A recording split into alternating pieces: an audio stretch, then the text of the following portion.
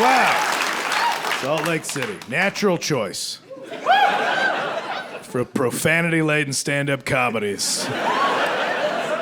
What's your target demo, Kyle? Oh, polygamous snowboarders, of course. Thank you for having me to record this special. I do appreciate it. We're here, we're gonna do it. I'm just happy to be out in the world. I'm happy to be back doing live comedy. We've been back for a little while, but I need this. I can't perform comedy without the checks and balances of a human interaction. You know, over the pandemic, I was writing what I thought was comedy, but I didn't have this checks and balance system. Turns out I was just writing little manifestos. That's all I was writing. I was writing little manifestos, and I wouldn't find out about that until like just weeks later when I would do a Zoom comedy show, which was just the bane of my existence. I'd just sit there and just in my room, write a joke, like that's perfect, I've never written anything funnier. And then just sit in the darkness for weeks with a bottle, and then my computer would light up like time for Zoom comedy. And I would just lean in, I was just pale and too close to the camera. Just like every conspiracy theorist, like 5G makes them read your minds. Like that was just too close with like one weird lamp offset in the background to do comedy. And I'm like, all right, Kyle, you're up. And I just say some shit like, the problem with the left is that we're too empathetic to people with mental health issues, and that's why we'll never produce a viable assassin. They're like, oh, hey.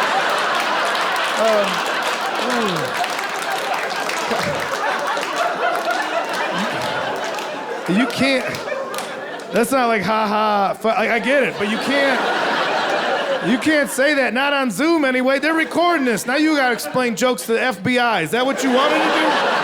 Now you explain comedy to the feds.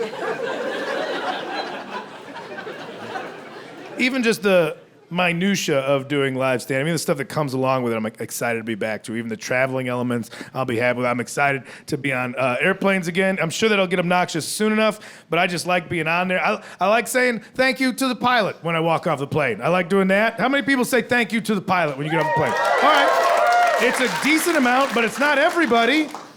What's wrong with you? Why are you gonna be a jerk? That's all they want. That's all a pilot wants. If you fly, that's the first thing. As soon as they park, the door just flies open at the front. They're just like...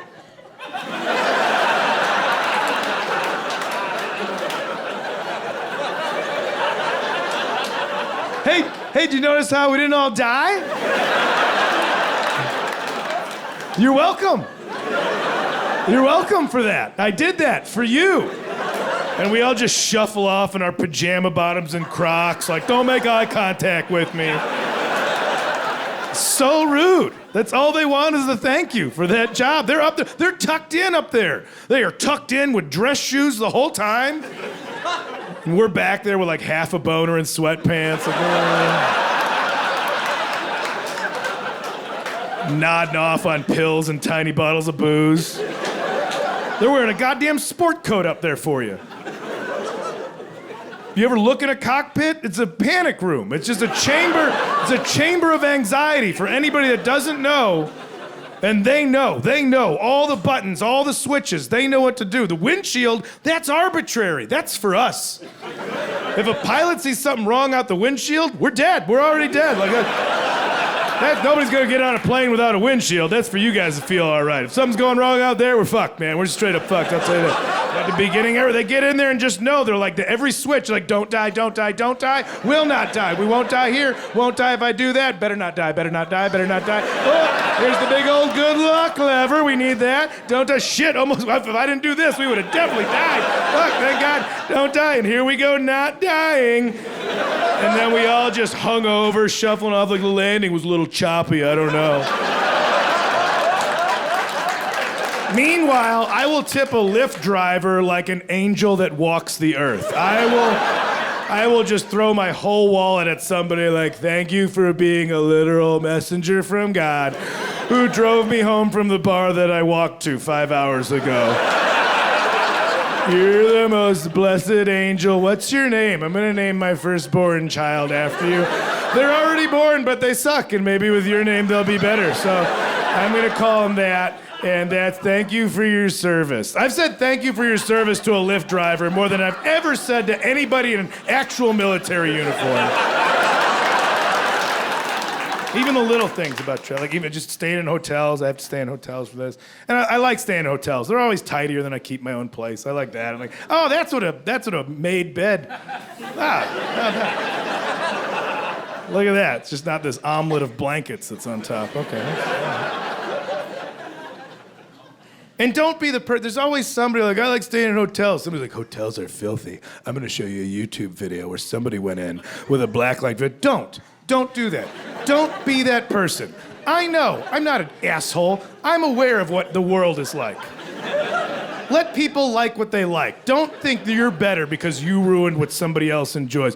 Oh, you like hotels? Don't look behind the curtains. That's relevant. That's the type of person's like, oh, you like shrimp? You know that line on the back is poop. Shut the fuck up. Let people like what they like. I know that hotels can be horrifying places, but I don't look under the bed. I don't do the little dust check on stuff. I just need the illusion of cleanliness. I don't look at the pillows. God forbid. Don't. If you're, never look at pillows. Just do that for yourself. If you're a single man in here, leave now, go buy new pillows. Go right now. You're like, why? That's why.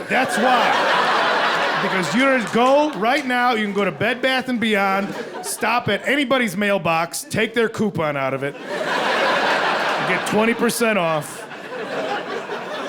Doing bed laundry in the daylight, linens if you're classy. I was doing my bed laundry in the daylight, sober, so I was retaining details. And I went to unsheath the pillow because the pillowcase, that's the case for the pillow that preserves the pillow, does not. I don't even know how I got pillows. Nobody remembers, especially dudes. You don't remember when you bought pillows. I moved to Los Angeles in 2003 with one pillow. Eventually, I had 5 pillows. At 1.7, then down to 3.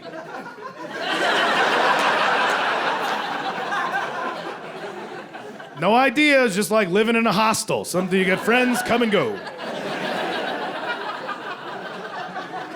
And I unsheathed what I assumed to be a pillow one day in the daylight, and what I extracted from that pillowcase, it had the same just texture and patina as a Wild West wanted poster. It was just, it was gold and slick. The edges were crumbly and curled. One side was burnt. How did that even happen? It looked like a map to the New World. That's what it looked like. It looked like, clearly like whatever fluids come out of my face at night the liquid had just expanded and then create rudimentary coastlines of the Americas over here. You could tell this is how they went from the Mediterranean to here. This is where the old gays went looking for spices back in the day. That's how we got that's what happened when you were gay back in the day and you couldn't tell people in the 1300s in Europe that you're gay. You just like, me and the boys were going on a cruise. And that's how you had to be gay. Like, what are you gonna do? Like, we're looking for cinnamon. That's gay. That's super gay. But that's what they had to do, so thank them for that. You thank them for the spices. This part of the pillow just says, here be monsters. That's all it says there. Just browns and yellows and different, and whatever does that to the pillow comes out of my head. Comes out of my head at night when you don't know what's happening. Your unconscious being protects you of the horrors of your physical realm at that point. We all think like, oh, I snore, but probably cute-like. Probably whimpers and wheezes. Probably like a new little kitten. No, you snore like a dragon with no lower jaw. That's how you snore. And you emit fluid like a chocolate fountain filled with mucus. That's how we all sleep. Just... You snore like a fire plug filled with pudding. That's how you snore. And you think you can forget until you look at your pillow, which is now just a sponge that collects the memories of your nightmares. Just a document of your savagery. So anyway, I don't look at the pillows in the hotel.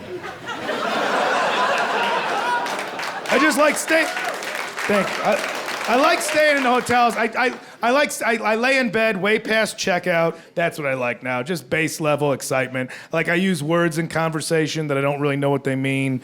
And that's my bungee jumping at this point. That's it. It's just like, I don't know, man. It sounds pretty ubiquitous to me.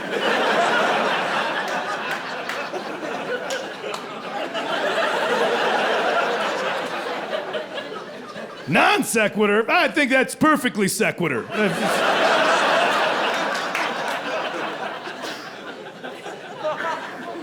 But so that's my cheat. I just like laying in bed way past checkout and seeing if I get caught. That's like, checkout's at noon, we'll see. You gotta lay real still, you gotta be real quiet. I call it pulling an Anne Frank, that's what I call it. I lay there.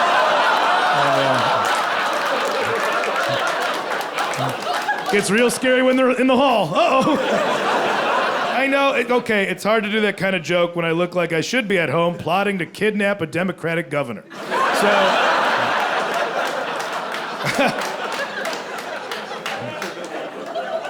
let it be known, I have to say, I am not anti-Semitic. I'm like the most Semitic. I love them. I won't go to the Holocaust Museum, though. Nope. I'll explain. It's not like I'm just gonna move on to the next joke. He let that one hang out there for a while. No, I don't want to go to the Holocaust Museum because I am a coward.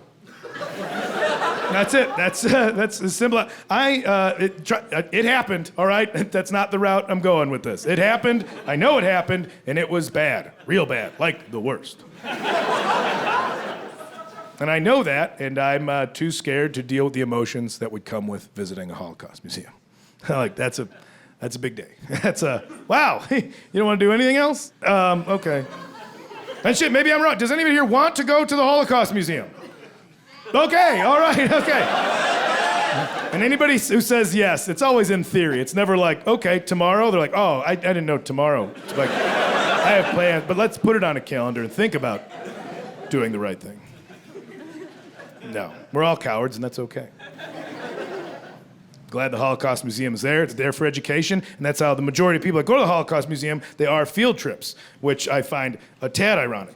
That just somebody's like, oh, we got this Holocaust Museum. How are we going to get people in there? We could transport them in against their will. It's like, whoa, hey.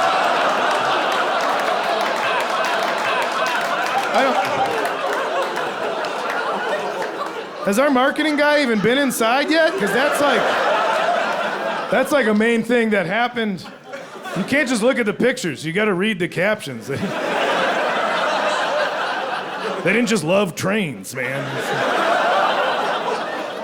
That one's a bit too far. That one went